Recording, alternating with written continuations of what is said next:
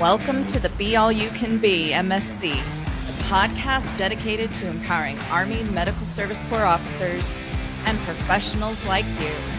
I'm your host, Stephanie Moore.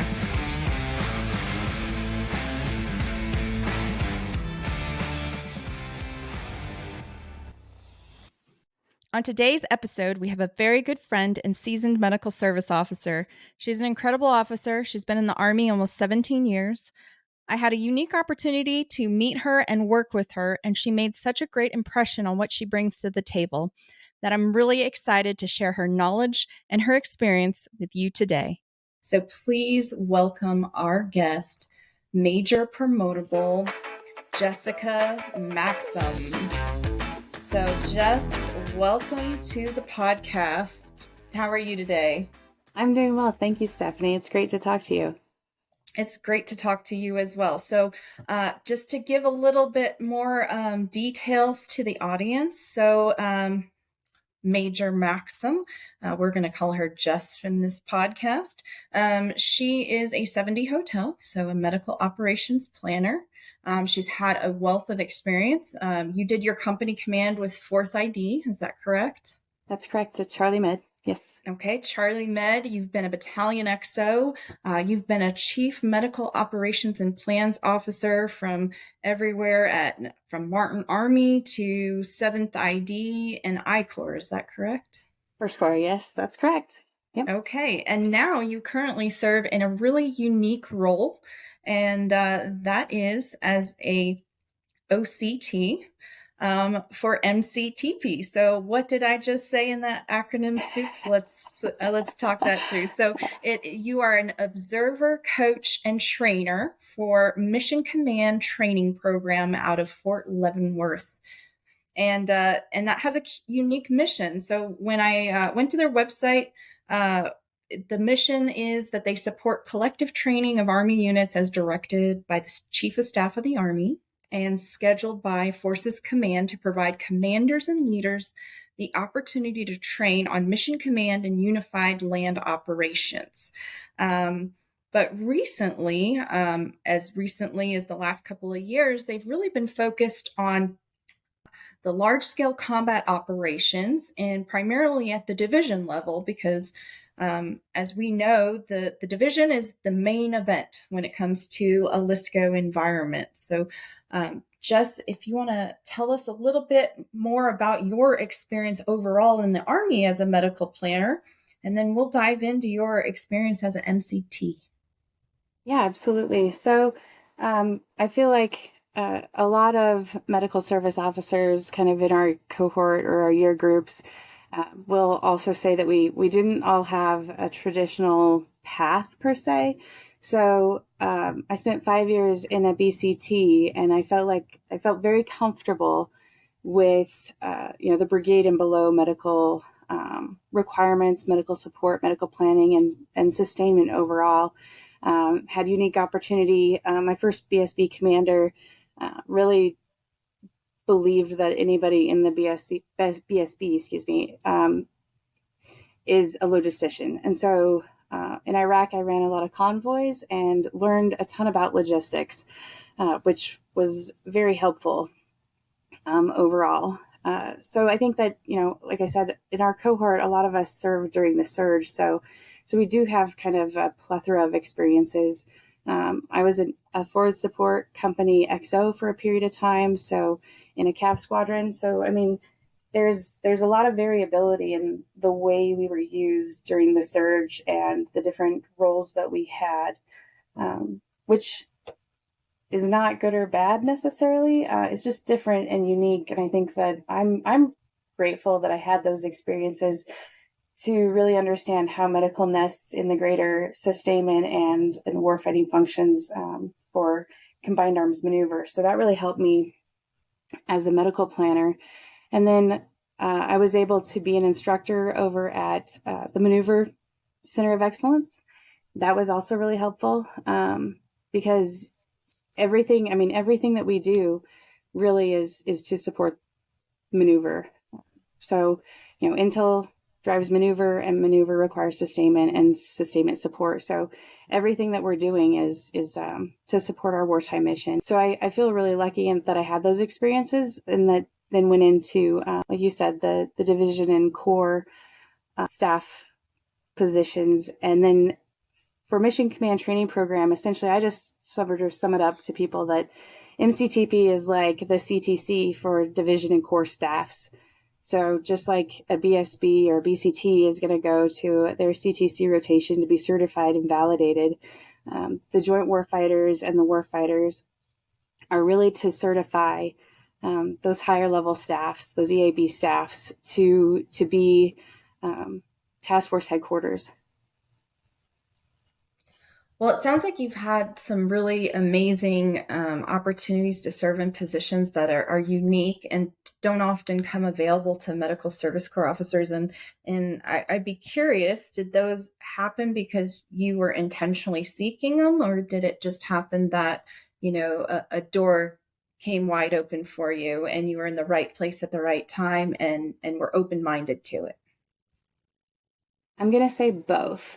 Sometimes we get voluntold, and you just sort of take that in stride, and you realize that as an officer, our job is to do whatever the Army requires of us. So regardless of our commissioning source, none of us probably were coached on how to be an investigating officer at some point, but guaranteed that all of us showed up as a lieutenant and definitely came down on orders to be an investigating officer for either a FLIPL or something, a 15-6 or whatnot.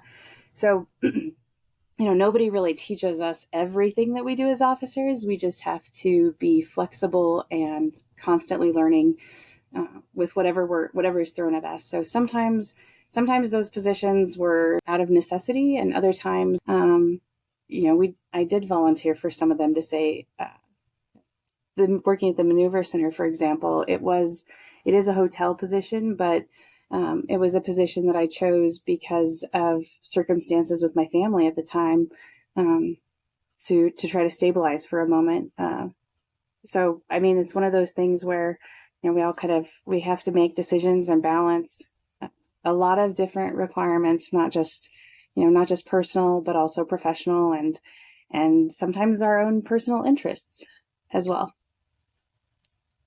Well, I appreciate you sharing that, because I think it is important to highlight that, things in your career will ebb and flow depending on the priorities you have to set at the moment. And the one thing that I appreciate you sharing is flexibility, being flexible with your career, being flexible with life, and what arises out of that. So let's talk a little bit more about, so you as an OCT, I know you're coming up on, you're close to the 1 year mark, or you're right at the 1 year mark of being an OCT.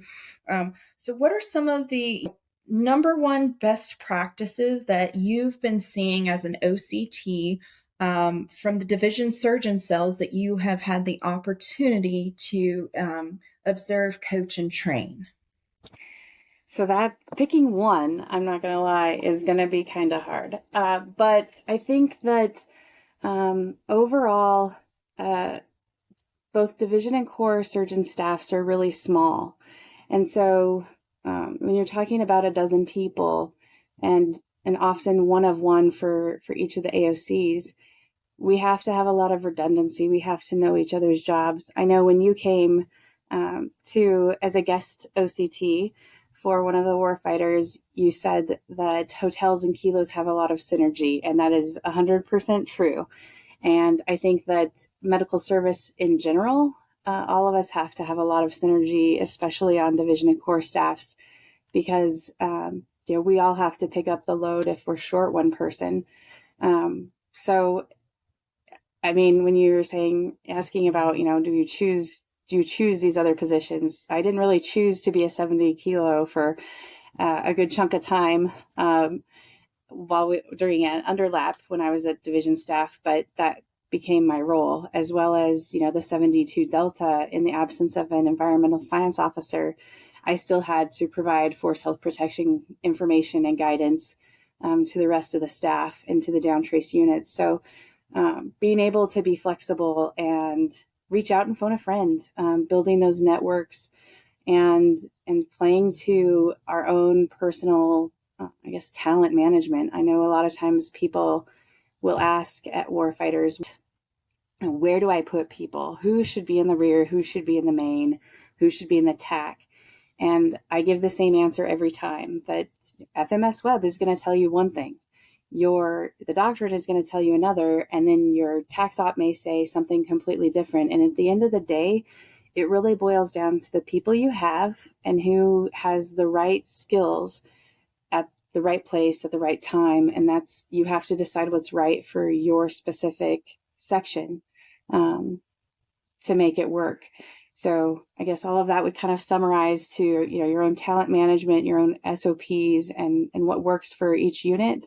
But if I really had to also drum something, I would say that casualty estimates really drive almost everything we do for AHS planning, and getting those into the right people who know what to do with that information. And then if it's like I said, one's hard, but the last thing that I would really hit on would be the orders process and the command and support relationships, making sure that task org is clearly defined in the base order in Annex A, and really incorporating all of the medical elements and additional enablers, especially the EAB enablers, need to be in that task org and a part of that orders process. So, sometimes if that means we have to throw a few elbows and ruffle some feathers to get our information into that order, then that's what we need to do.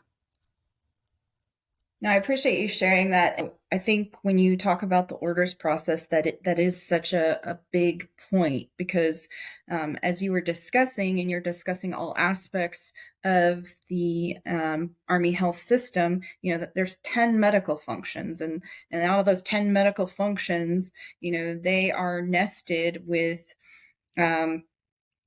three primary warfighting functions. The protection warfighting function, the force health protection is under that. We have the sustainment warfighting functions, and then we have the command and control warfighting function as well, that we have aspects of Army health systems that are nested within that. And I think, do you feel like the tendency is for a surgeon cell to focus just on a couple of those medical functions versus it holistically? That's a really good question. I'm going to say no, because I think that in warfighters, as an OCT, it's hard to observe some of the C2 stuff for medical regulating is hard to observe in a warfighter, because there isn't the platform in WarSim to really exercise that, other than just staffs coordinating directly with one another.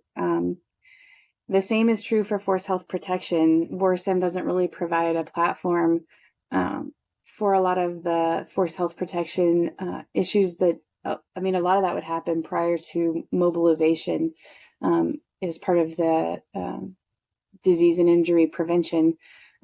But then LogFed doesn't produce the disease and non-battle injuries for WarSim either. So a lot of that force health protection piece ends up kind of,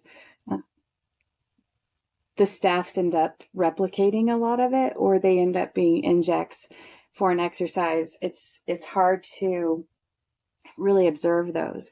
So in warfighters, we tend to see mostly the sustainment side, that we can kind of replicate with LogFed. But in general, I don't think that surgeon staffs only focus on sustainment. I think that the protection and the C2 piece is acknowledged.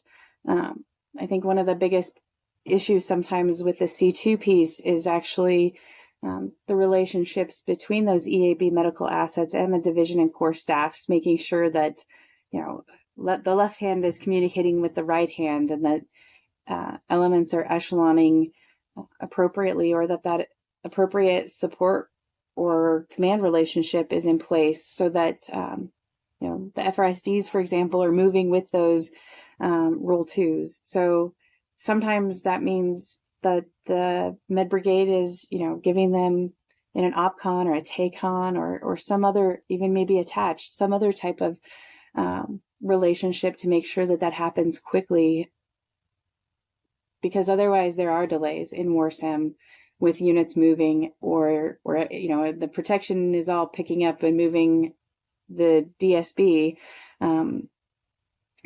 There's, you're not going to still sit there and be like the one little detachment waiting for somebody else to tell you when to go. So sometimes fleshing out those relationships and how to make that work quickly and effectively. Okay, and that makes a lot of sense. So I appreciate you sharing that insight, because I definitely think it's important that the audience realizes that the exercise that they go to cannot be the end all be all. There's all these things that they should be doing previous, their FTXs, their CPXs leading up to these events, so that they are practicing things that may not necessarily be covered in that level of detail. So I appreciate you sharing a little bit more there. So what other, I know you talked a little bit about the command relationships, making sure the left and right hands know what's going on and that it's succinct. So what are some of the other challenges that you see for med operations planners at the division, both now and in the future? Oh man. I think we've actually kind of turned a corner with some of the larger, one of the issues, as we shifted from ULO over to LISCO, was communicating those casualty estimates to the higher commanders.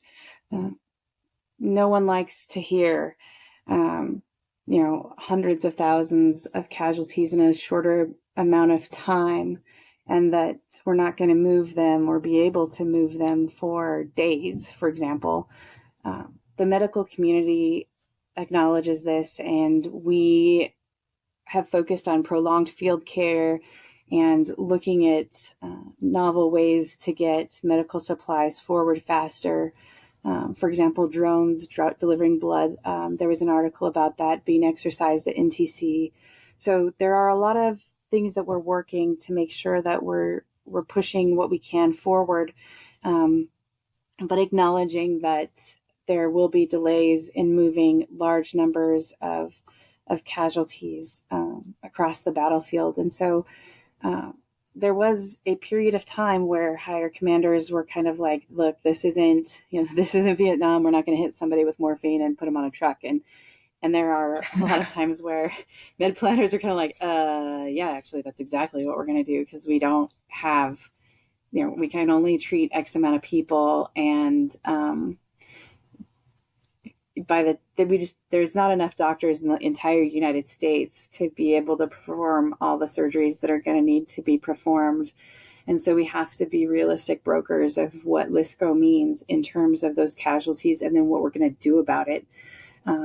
So I think we finally turned that corner of getting most of the senior leaders to understand that, this is, we are going back to a much more World War I, World War II mentality with regards to our casualty numbers and what that means with what we can do.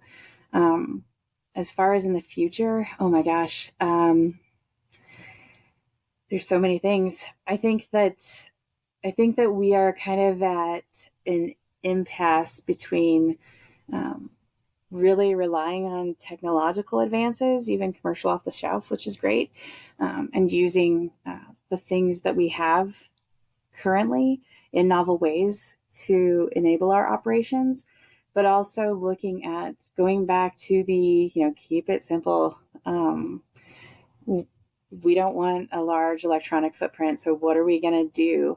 I mean, let's get back the little telephones, with the one cable and spin the dial, and the TA-12s and everything else to keep it simple. Was it last year with, balloons floating into the United States? There are very simple, low-tech ways that we have to get back to a lot of field craft for those low-tech skills that are going to become or are already necessary in a fight with peer near peer adversaries. And I think that everything that's happening in Ukraine and other places, we can learn from a lot of that and start adjusting our TTPs now.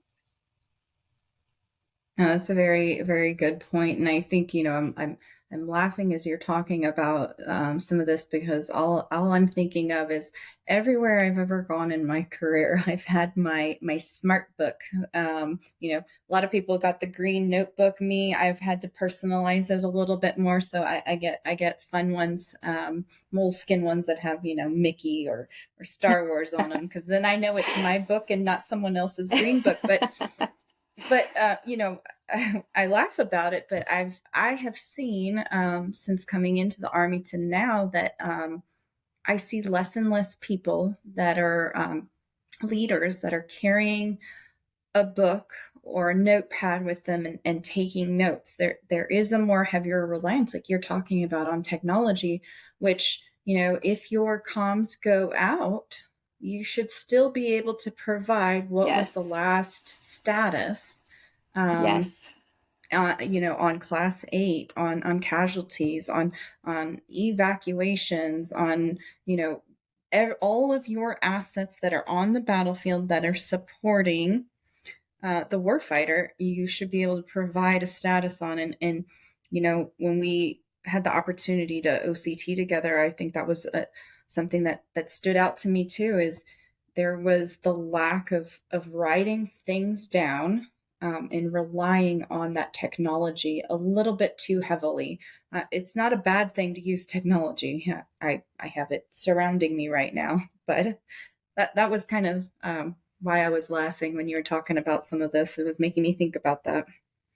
Yeah, absolutely. I mean, that's one of the things that myself and my counterpart OCTs, we'll walk into sections and just say, okay, let's start with, on day one, we're looking for, the op order and the NX and NXA to make sure everything's in there, and your medcop, and you have an analog map with your maneuver elements laid out, what the plan is, and do you have a copy of the op sched or the sync mat to understand in time and space what's happening with the maneuver plan, what's happening with the sustainment plan, and then where you nested for medical that is straddling the sustainment and the protection side of things, to make sure that you have the right pieces at the right place at the right time, preferably before something happens, that everything's set and ready in preparation for a constant mass cal that is LSCO.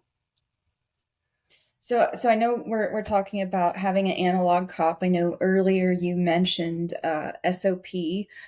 So what other tools do you think are the best tools for medical planners at the division or even at the BCT level that through both your experience and your time as an OCT that you're like, these are must-have tools? So, excellent question. I'm gonna kind of default back to our doctrine and our FMs that have listed a lot of the tools that are, I'm gonna loosely say approved for use, that we all have probably used in the past. But the big thing that stood out to me when I became a division med planner was the necessity to really understand joint.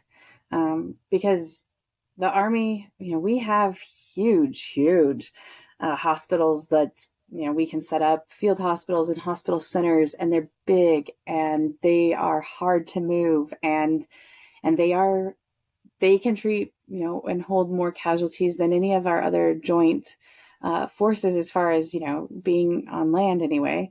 And so we aren't always the preferred service for certain operations, and we need to really understand our sister services and other enablers and multinational, that we're not going to know everybody, but 7ID and First Corps are aligned to the Pacific. So, there's no way I'm going to be an expert at all things, both Thailand, Indonesia, Japan, India. We're just not. We're not going to know them all, but you have to understand a little bit and get smart before an exercise or before an event, before an operation, when working multinational. But even before you get to the division, I would highly recommend that planners especially, but anybody in the surgeon cell who's going to be going to a division or corps staff,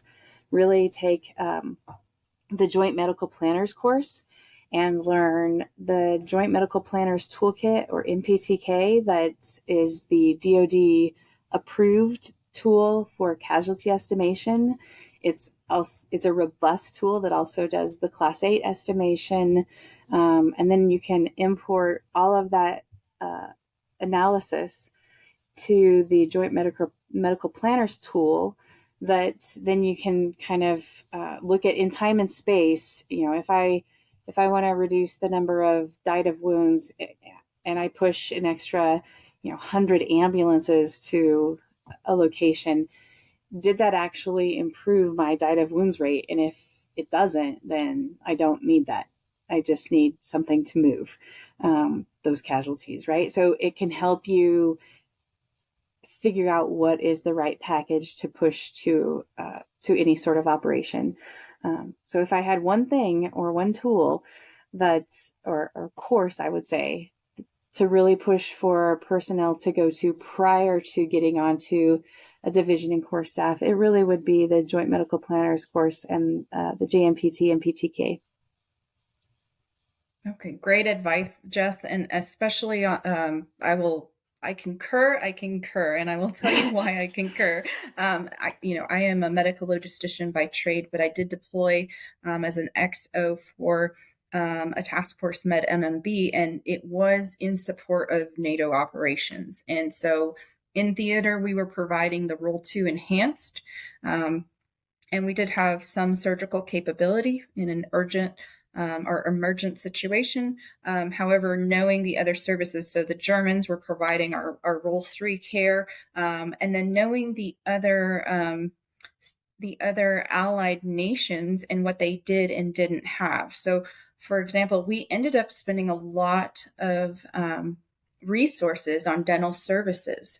And why? Because a lot of the allied nations do not provide dental services to their uniformed members in a deployed setting. They do not have that capability. And so, it sounds funny, probably. We're talking about dental services, but we're talking about some major dental surgeries that had to be conducted, that where someone was so painful that they could no longer do what they needed to do from the mission set, and conducting the border security because they were in so much pain. And so that was something that was very insightful to me. And so I share that because it absolutely is critical that we understand what everyone else brings to the table. Because absolutely, if we don't know what's out there, we're definitely not going to have a good Army Health Service, health service support plan to support not only us, but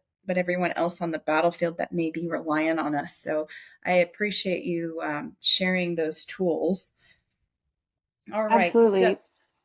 Sorry, Oh, Steph. I go just wanted ahead. to add one additional, kind of thing, is that when asking for those EAB medical assets, how you were just saying, make sure you understand what's out there. A lot of times, if we rely on our sustainment or other, G5 planners to sort of request the support on behalf of the medical personnel, we're not doing ourselves a favor. A lot of times our counterparts are going to ask for things like, I need a PrevMed detachment. Well, no, man, you need a vet or a warrant officer or even a vet tech that is certified to do food and water risk assessments. So making sure that when we're looking at those requests for forces or requests for assistance, that we're requesting a capability, not a thing. Because, we all know there's a lot of ways to skin a cat, right? We can come up with all kinds of creative, non-doctrinal ways to accomplish a mission, but when you're asking another element or another unit to be doing those tasks for you, don't tell them how you want them to do it or what you want. You just tell them what you want them to do. What is your intended outcome? And let them figure out based on the capabilities that they have, the personnel that they have. Again, that talent management piece, who's certified for what. Because sometimes, you can get some pretty novel ways to handle a situation that's better than what you were thinking of. But let's trust our counterparts to put that together for us and tie them in early and often. So if you're a division or corps staff, pull your go straight to whatever G3 or S3 med, the med brigade, or S5 planner, SG or G or S35. Sorry, I keep getting I'm so used to the G staff. But contact that med brigade and get them to send planners to all of the plans meetings so that they can really be nested in that maneuver plan, and the outcome is 100 times better than if you just sort of flop it to them a week before an exercise and say, hey, this is what I need you to do. And this is what I'm asking for. Let them shape their package and ask more questions, and work together. We are much more powerful all together than we are, being a lone ranger. So. No, and this really captures, and I think circles back to what you were talking about, that flexibility. And I would also add that it allows for creativity, which I know we're all in the Army. How dare we be creative? But I mean, that's really what it is. It's understanding, the foundation, which is your doctrine, and then having the flexibility to the environment and the capabilities you have, and using that creativity with those capabilities to execute the mission and ultimately save lives on the battlefield. So I appreciate you bringing up those points. So let's talk about some fun things here, okay, Jess? I know we delved in a little bit, and I appreciate you sharing your great thoughts and insight, not only from your experience being an exceptional medical operations planner, but also an OCT. Anyone in the audience, if you happen to get Jess as your OCT, I will tell you, you are getting one of the best out there. She pours her heart, soul, and passion into helping you see yourself, improve yourself, and walk away feeling like I've got this and I know what I need to do to continue to grow as a leader, and be better for my team. So I just wanted to tell you that, Jess, thank you so much for that. Now, so I have two last questions for you. One, what is the best career advice you've either ever received or given? So that's so tricky. I feel like everyone always told me to find a mentor, and I found often that I didn't have a lot of medical service mentors until later in my career. And that's okay. It's okay to have your infantry mentor, your armor mentor, your sustainer mentor. Those things all still work. But if you really want to, have somebody to phone a friend, my default was always to call my assignment officer to ask any medical planner specific questions. And that may or may not have been right, but what it did provide was someone that was at least a couple ranks senior to me that I could ask questions of, and they could also point me to senior medical planners on whatever installation I was on so that I could reach out to them as well. So I think that people tend to shy away from contacting their assignment officers, but Colonel Kevin Mahoney, I called him so many times, and I still talk to him occasionally. So it's that sort of, I defaulted to my assignment officer. So that's also a note to anybody who's going to go to Fort Knox to be a career manager.